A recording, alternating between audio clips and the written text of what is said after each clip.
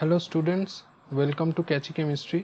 अगर आप नीट के लिए प्रिपेयर कर रहे हो तो ये वीडियो आपके लिए बहुत ही हेल्पफुल होगा, क्योंकि इस वीडियो में जैसे कि आपको टाइटल देख के ही समझ आ गया होगा कि इस वीडियो में हम लोग डिस्कस करने वाले हैं how to score 650 plus marks in NEET. यहाँ पर मैं कंप्लीट जो स्ट्रैटेजी और टिप्स है ये मैं पूरा यहाँ पर बोलूँगा। अगर आप ये सब फॉलो करोगे तो डेफिनेटली आप एक अच्छा स्कोर ला सकोगे। तो देखते हैं कि कौन कौन सा स्ट्रेटेजी और टिप्स यहाँ पर मैंने यहाँ पर दिया है, तो ये अच्छे से देखना। तो पहला जो टॉपिक पॉइंट है, understand about the exam pattern and marks distribution. पहले तो आपको क्या जानना पड़ेगा कि आप नीट जो दे रहे हो उसका एग्जाम का पैटर्न क्या है और मार्क्स डिस्ट्रीब्यूशन क्या है। NEET is essentially based on the concepts of physics, chemistry and biology. Biology में बोटनी और जूलॉजी में डिवीजन मैंने कर दिया है यहाँ पर। तो ये नीट 2021 का एग्जाम पैटर्न है। आप अगर चाहो तो वीडियो को पॉज करके देख सकते हो। यहाँ पर एग्जाम मोड ऑफलाइन है, पेन पेपर मोड, क्योंकि यहाँ अभी इस साल तो ऑनलाइन एग्जाम नहीं हो रहा है, अगले साल का अभी पता नहीं। एग्जाम ड्यूरेशन 3 आवर्स का होगा, 10 से 1 बजे तक। एग्जाम लैंग्वेज आप देख सकते हो कि ये सब लैंग्वेजेस में होगा। सब्जेक्ट्स आप देख सकते हो फिजिक्स, केमिस्ट्री, बॉटनी और जूलॉजी। क्वेश्चंस क्या होगा, मल्टीपल चॉइस क्वेश्चंस, 4 ऑप्शन होगा, उसमें से एक करेक्ट होगा। नंबर ऑफ क्वेश्चंस 180 होगा। और मार्किंग स्कीम क्या होगा, राइट आंसर के लिए +4, रॉन्ग आंसर के लिए -1। तो अब to achieve a score of 650 plus, you must properly answer at least 163 questions out of 180। Total 180 questions होगा। आप अगर नीट के लिए प्रिपेयर कर रहे हो, आप एक 11 का स्टूडेंट हो या 12 का स्टूडेंट हो या 2021 का भी नीट का स्टूडेंट हो, तो अगर आपके पास इनफ टाइम है तो ये सब स्ट्रैटेजी आप फॉलो करोगे तो एक डेफिनेटली आप अच्छा गुड स्कोर नीट में लाओगे। तो यहाँ पर पहले तो जानना पड़ेगा कि 180 में से आपको एटलीस्ट 163 क्वेश्चंस करेक्टली करना है, कोई इनकरेक्ट क्वेश्चन नहीं करना है, तभी जाके अच्छा स्कोर आएगा। The start your preparation with an aim to answer minimum of 163 questions correctly. However, just in case you get unlucky with negative marking, you should aim to answer 170 questions properly। क्योंकि यहाँ पर negative marking भी होता है, तो 170 का target लेके आप चलो। 170 आंसर करना होगा क्वेश्चन 180 में से। अब उसमें कुछ अगर नेगेटिव मार्किंग आ भी जाए तो 650 प्लस आपका स्कोर हो जाएगा। तो यहाँ पर देख सकते हो कि कितना क्वेश्चन आएगा और कितना मार्क्स है अलॉटेड। फिजिक्स के लिए 45 क्वेश्चन आएगा, 180 मार्क्स आएगा टोटल। केमिस्ट्री में भी 45, 180 आएगा। बायोलॉजी में बोटनी और जूलॉजी मिला के 45 तो 360 टोटल। यहाँ पर हो गया 720। तो ऐसे करके टोटल नंबर ऑफ क्वेश्चंस होगा 180 और मार्क्स होगा 720 का। नेक्स्ट जो इंपॉर्टेंट चीज है, understand the entire syllabus properly. आप अगर नीट के लिए प्रिपेयर कर रहे हो तो आपको सिलेबस के बारे में जानना पड़ेगा। कोई भी कॉम्पिटिटिव एग्जाम के लिए सिलेबस बहुत इंपॉर्टेंट होता है। Before planning your routine and time table, make sure you have a thorough understanding about the entire syllabus. NEET syllabus has been prepared by the National Testing Agency, जो NEET यहाँ पर exam conduct करता है। After considering the syllabus of numerous board, state board, central board of secondary education CBSE, the Council Board of School Education COBSC and the National Council for Education Research and Training NCERT, इसमें से ये सब को consult करके ही NEET का syllabus बनाया जाता है।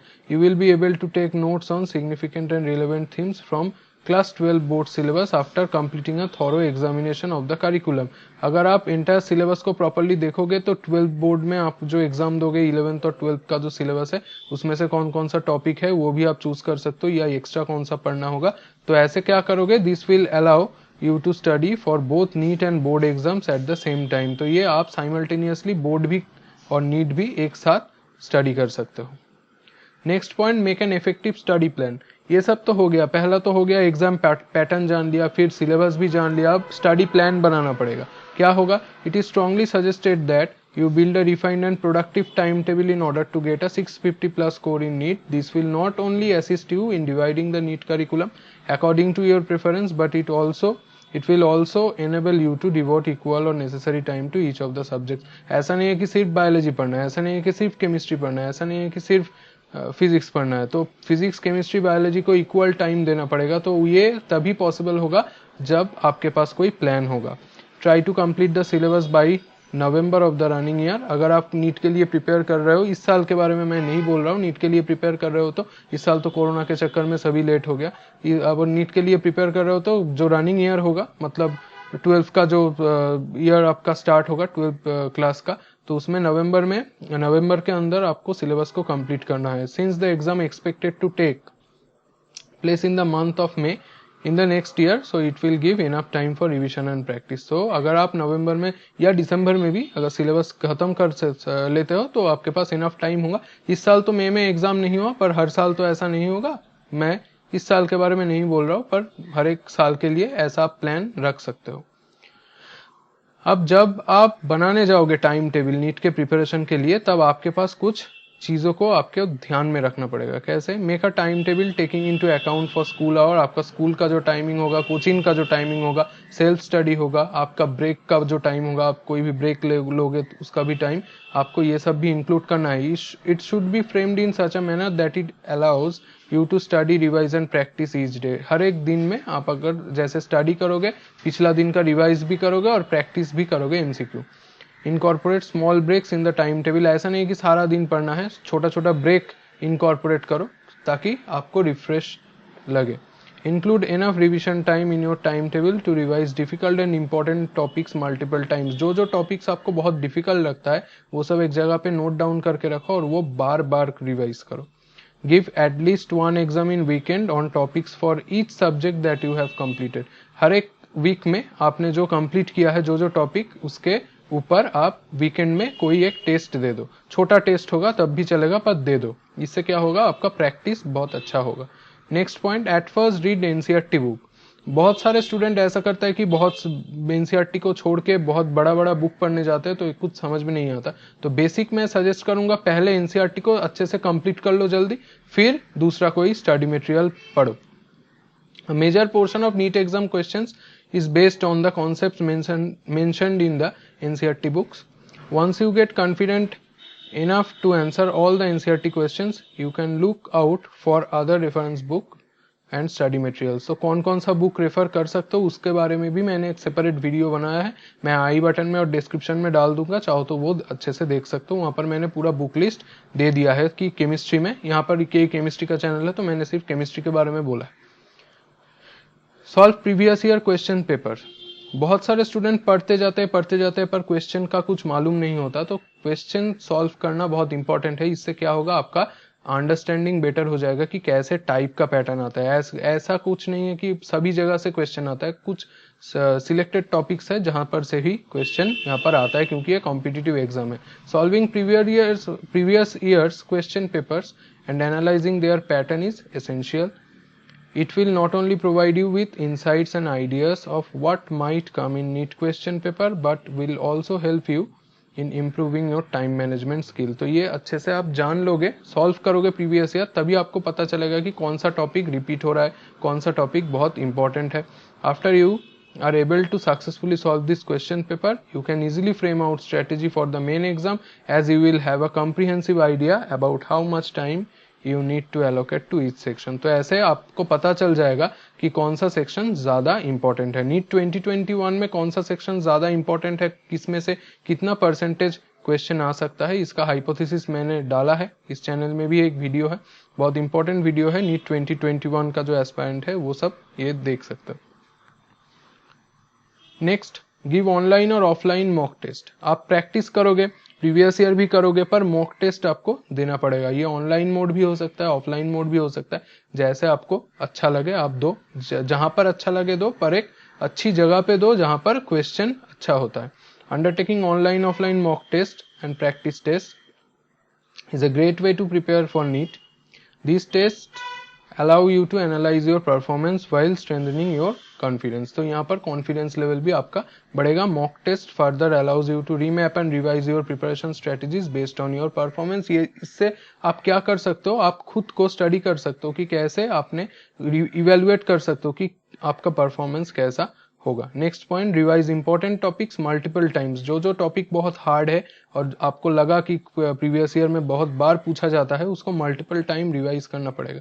Solving previous years question papers and undertaking mock test will help you in identifying the important topics. In order to attain a better understanding for important topics, it is extremely important to revise them multiple times.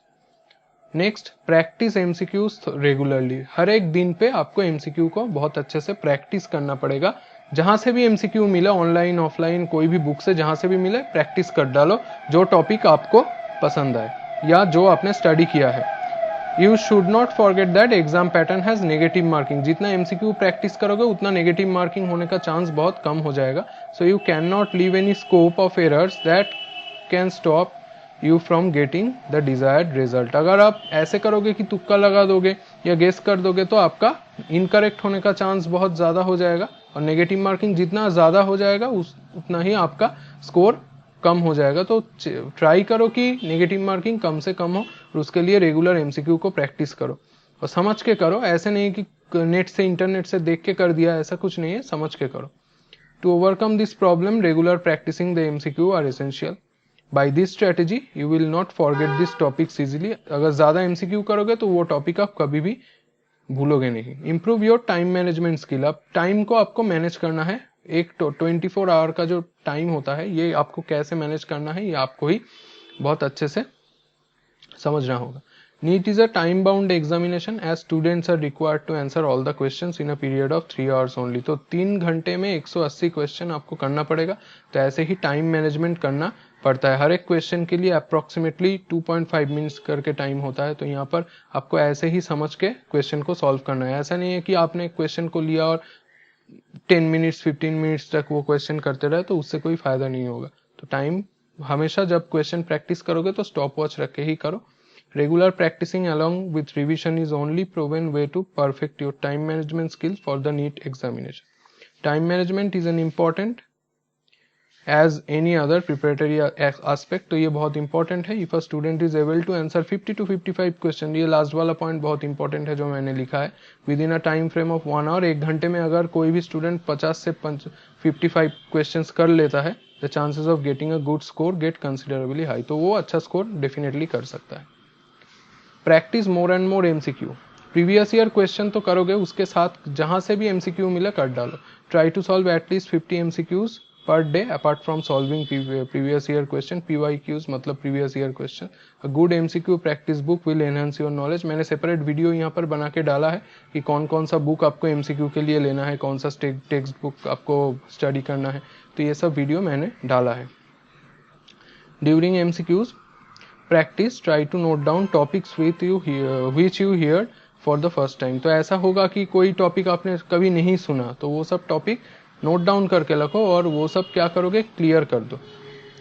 And try to understand the topics and make notes for better understanding. तो अच्छे understanding के लिए वो सब उसके ऊपर फिर से नोट बनाओ, जहाँ पर आप कोचिंग ले रहे हो उसके बारे में समझो, उसको क्लियर कर दो। तो ऐसा कुछ नहीं होना चाहिए कि कोई टॉपिक आपको समझ नहीं आया या आप ऐसा वो क्लियर नहीं कर सकते। तो ऐसा कुछ नहीं होना चाहिए। जो टॉपिक आपको समझ नहीं आया उसको नोट डाउन करो और उसको जल्दी से जल्दी क्लियर कर दो। अगर आपको ऐसा कुछ लगे कि कोई टॉपिक है जो पढ़ाने पर अच्छा होगा, तो वो आप कमेंट सेक्शन में लिख सकते हो कि कौन सा टॉपिक मैं यहाँ पर, कौन सा टॉपिक के ऊपर वीडियो बनाने पर आपका हेल्प होगा, तो मैं जरूर बनाऊंगा।